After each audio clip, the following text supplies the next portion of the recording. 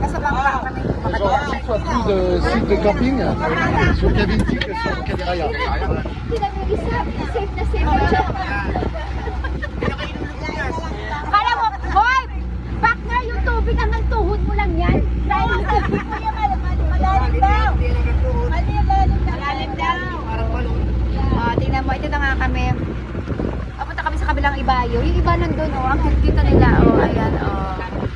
Camping. Dapat ang plano.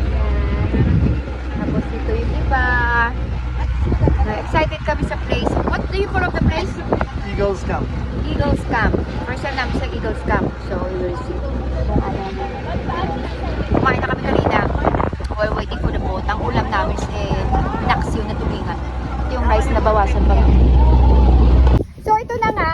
After 4.5 hours sa Punyemars na kalapit-lapit lang ang traffic. Ito naman pinabagsak lahat ng mga gamit lang. Wala pa kialam. Oo. Tingnan mo, wala pa kialam. Oh, ayan sila. Ayan. Hindi ko alam kung anong gusto nila mangyari sa buhay nila. Lahat kami pagod na pagod din.